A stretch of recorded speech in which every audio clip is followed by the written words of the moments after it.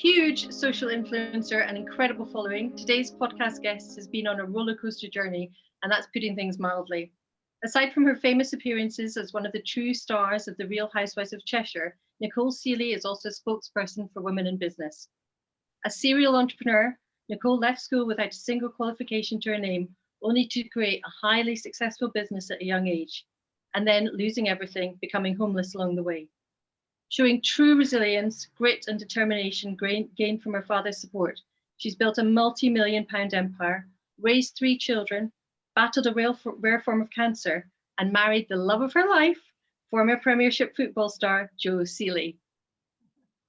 Nicole is a huge inspiration for women in business and entrepreneurship and mothers in general, rising to fame and fortune and starting life from a very difficult childhood upbringing.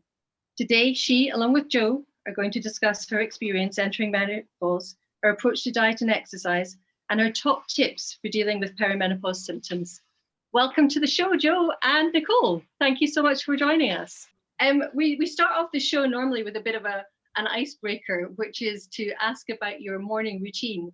And before you get into sort of the details of a morning routine, what we're trying to get out of here is how do you set up your day so that you have a sort of nice, calm and productive day rather than the sort of I brush my teeth and that kind of stuff. Do you have special tips?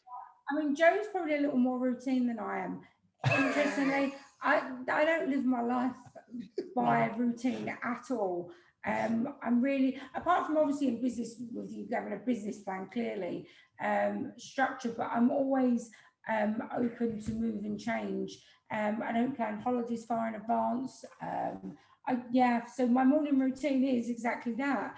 I jump out of bed and I brush my teeth. But actually, no, what I will do is I do tend to, I'll go through emails first thing in the morning. I'll go through, just double check everything, make the calls that I need to do early on. Probably, as people are driving into the office, I'll speak to my FD.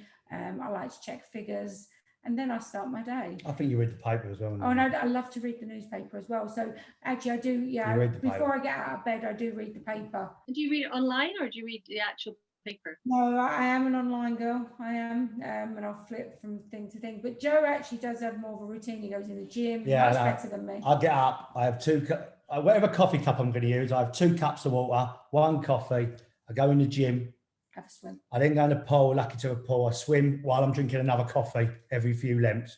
And then I get in the sauna and I'm back upstairs. So I get up at 6. I don't know what time you're up. 8 o'clock. He does jump on TikTok as well because he does love TikTok. Yeah. Which I find quite annoying. Each to their own. But it's not the same every day. I think as you got more into the menopause, you wake up later. I think you need more sleep. Yeah. I do think that she used to be up at 7. I think used to be up about 7. I still wake up, but I think I have more broken sleep. So then I'm a little more tired. I might fall back to sleep, wake up at like 4 or 5, then fall back, which is not great. So, but there we go. That was the big explanation. Sorry. That's perfect. And it's so true about sleep. Broken sleep is such a big issue as you sort of enter your 40s. And I think a lot of people don't really realize that it's a perimenopause symptom at first. They think it's maybe the stresses and strains of everyday life, or like you say, you got back late and then you maybe don't fall asleep as quickly. But I think it is a real symptom, and it is that sort of 4 o'clock waking and whether or not you can get back to sleep after that. Do you have anything you do that you try and get back to sleep then? And I do get really bad irritable legs, and if I get that, that is a bit of a problem. Or if I'm really hot, I'm not very sweaty weirdly, but I do get really hot. But like Joe said, we've got a pool, and the other night I did come down and get in the pool. It was about 3 o'clock in the morning. Just didn't know what to do. Yeah, I woke up. I looked to my left, and I thought, why is she wet? And she walked into the pool, and I back upstairs 3 o'clock in the morning. I just rolled over and thought, oh my God. But yeah, I think just get up, because I think at some point, if the irritable legs, I can't sleep. I think it's sometimes just best just to get up and try and regroup and go back again. But yeah, I mean, I find that really cold water works really well for me. Cold shower every morning, and it's that everybody can do. Going back to your business and just looking sort of back in your life and the journey that you've had to this point, you've had such a crazy but also wonderful life, Nicole. Do you want to sort of share with us some of your best bits and maybe your highs and your lows of your journey so far that's brought you to this point? One of the toughest things for me was to have built and then to have lost. And I think then when it wasn't so much even at that point. I think it was actually a different point in time where I then had made some back, and then it kind of dropped off again. And I think that was really difficult. I think but equally, that's probably one of my most positive, because I rebuilt a business that was even stronger from losing something that I'd worked so hard for. But yeah, I mean, Peaks, I had a really great time. It was a big turning point in my business and it was actually not by luck, because it was a relationship I built with someone who asked if I could help to do something. And I was like, jumped in. It was a very small project, but it turned out to be a huge project. And that's why I always say to people, every opportunity that comes your way, no matter how big, how small, doesn't matter whether you feel confident really in doing it, at least try, because you never ever know where it's going to lead to. And I think we can even talk about Housewives, the fact that, it wasn't something I wanted to do. I've talked about it a lot. And I get asked now, do you regret it because of the arguing, because of this? Absolutely, I don't regret it. I don't regret anything I do in my life, because it's part of my journey. It's opened me up to a different part of who I am. And I think every time we learn something about ourselves, we grow, and we change. And isn't that why we're probably still married? Yeah, probably. Because it's never boring. And how have you found, sort of bringing it back to the menopause issue, have you found that any of your perimenopause and menopause symptoms have maybe affected the way that you work? Perimenopause did. Yeah. Perimenopausal, I think I was much worried. I think actually for the whole of us being together as well, certainly, I think the couple of years, there was a couple of years I think I'd gained a bit of weight. I felt like everything felt very difficult to decide upon. Yeah, that's what I had brain fog. I think if we knew what it was at the time, it would have been different. But at the time we didn't, and it was like, what is going on? And we were going for a period where I was sort of saying to her, don't make big decisions, because you don't know if you're making the right choices. Yeah, because you're a bit irrational. You're a bit irrational, yeah. Yeah. The only thing I can liken it to, and I was saying, is like, obviously, we've spoken about the fact that I had cancer when I was young, and that was a hormonal cancer. And obviously then being pregnant, I also did IVF. And actually, when I'm now, certainly IVF, when we went through IVF, and I've only thought about this recently, some of the symptoms were actually very similar to how I felt on that part after and during the IVF cycle. So actually there was quite similarities, and I guess obviously it's a shift in your hormones and the drop. And certainly when it didn't work, which is obviously when everything's coming out of the body, and it was a quick shift. So I would say I've only thought about it recently, but that's the only time I could say that the symptoms were quite like that. And I did suffer with really bad PMT when I was younger as well. Younger? That was worse. That was horrendous. So clearly hormones are not my friend. It wasn't it was all the time. It wasn't younger. Mid-30s was the worst. But actually, he and I agree with this. Now I'm through the perimenopausal part.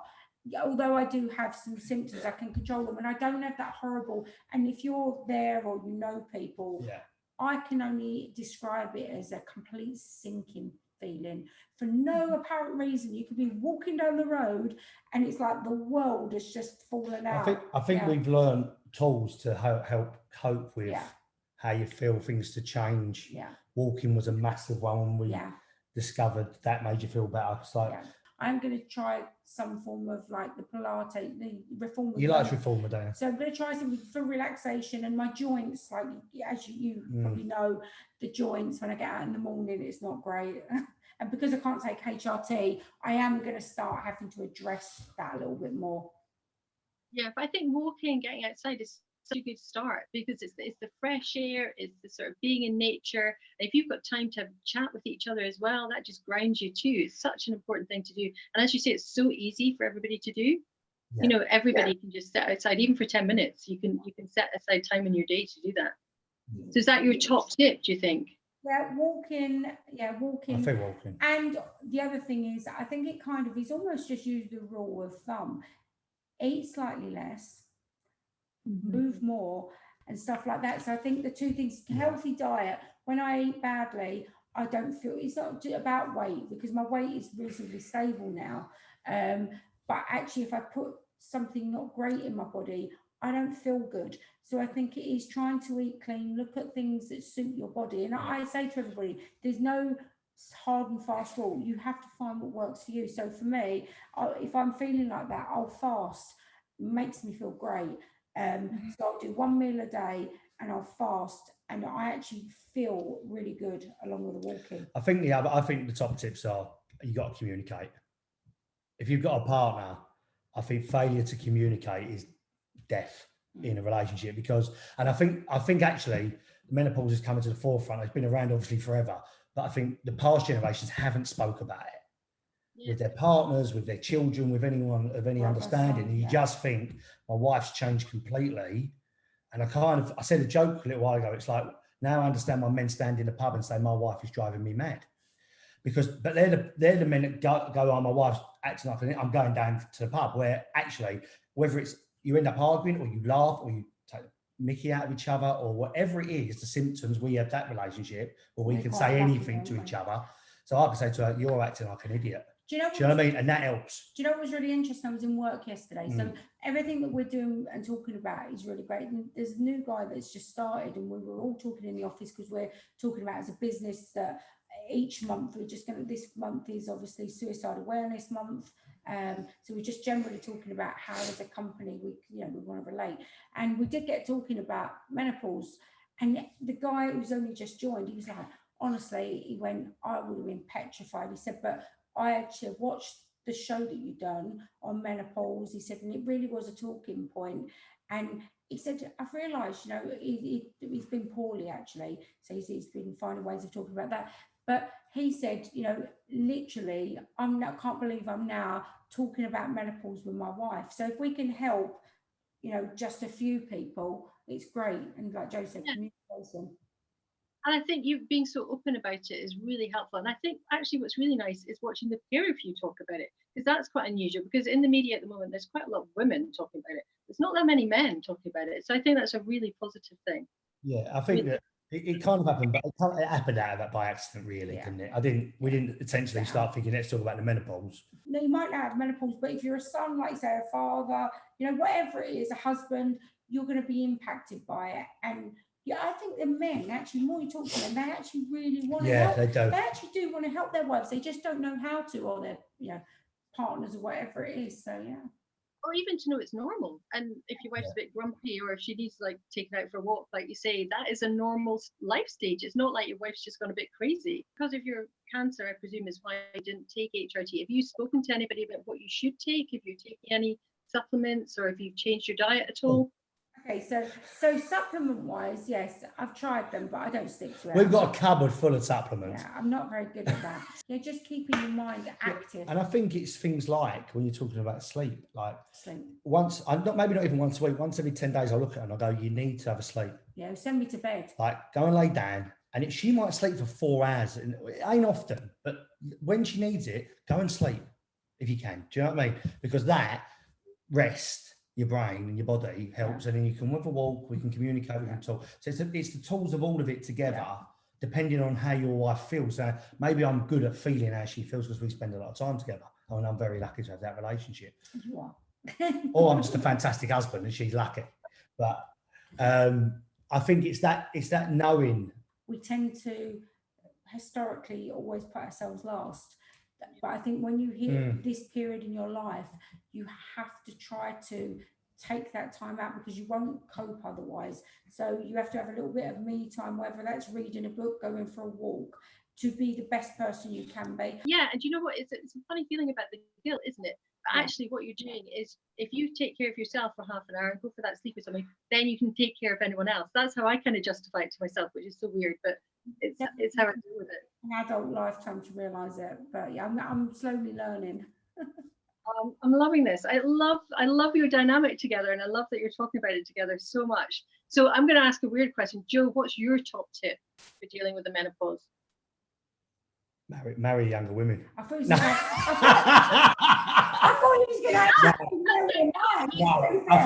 I think for men, are you talking about for men or for women? Yeah, for men. Communicate with your wife. Don't run away from her.